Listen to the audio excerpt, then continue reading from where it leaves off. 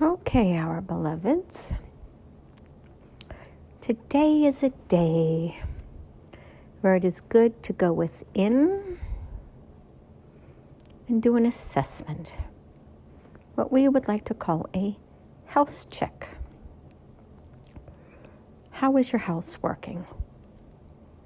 Is the plumbing working? Is the heating working? Is the sewer working? Do you have any leaks in the roof? Do the front doors lock and unlock properly? Do your windows slide open and closed on the hinges? Are there things that are broken that need to be fixed? Today is just a general day to go around and take an honest assessment of what is working, but more importantly, what is not. And when you make your list of what is not working, you can put a solution next to each broken item. What you need to do, who you need to call, the estimated costs for fixing it. This is a way of looking at the reality of your circumstances, making an assessment of what can be fixed and what can't, what the most logical solutions are, and what the costs are associated with it. Now you can sit here and obsess and worry and cry and get fearful and have a whole host of emotions, which you are welcome to do, because emotions are not bad. They're here to teach you what needs to be released.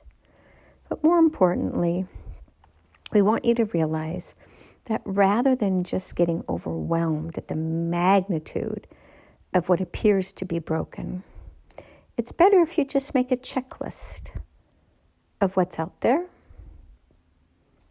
and then just to put them into the appropriate order, whether it be by cheapest to most expensive, if cost is an issue, or what is most important to least important, if there are certain items that are more critical because of either the costs that would result from not fixing it, such as having a window that doesn't close and you have to heat the inside of the home and the heat is escaping. Things like that. And then you just simply go down the list one item at a time, and you don't do one necessarily. You can be working, at 3, for example, at any given time, where you call the various people just to get things moving, because there's always the delay of the back and forth and communicating with people, finding somebody who will actually show up to your home who's qualified, and getting the parts needed, and, just the realistic day-to-day practical pieces of getting things done. And when you do this, you are tackling your projects within a reasonable manner.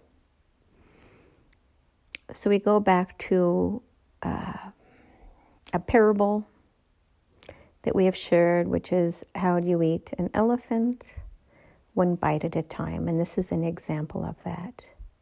We have talked about this some, where we encourage you all to move forward, and when you become overwhelmed, this is the best way to go about doing it, just one task at a time.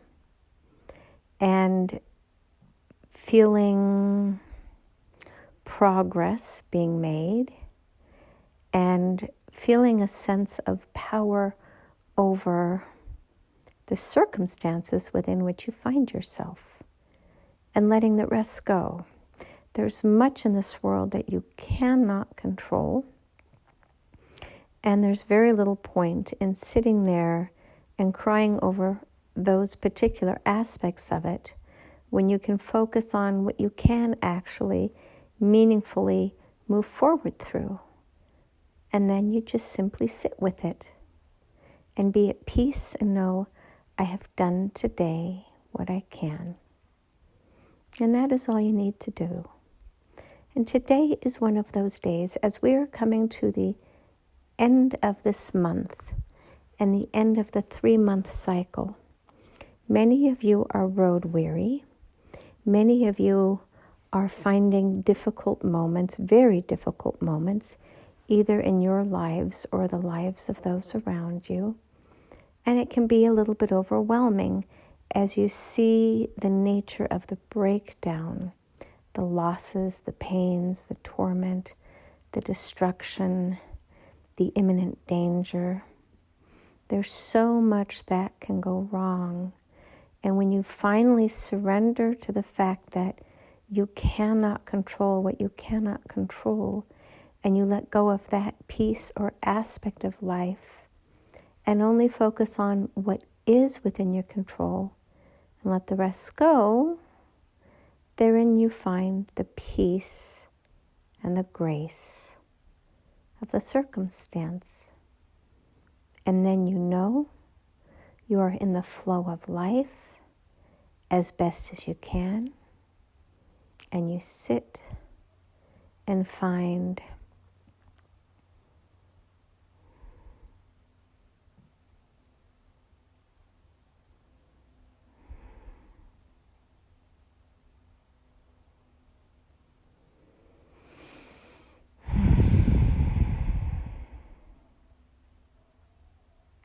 that moment of silence where you simply trust that all is as it should be.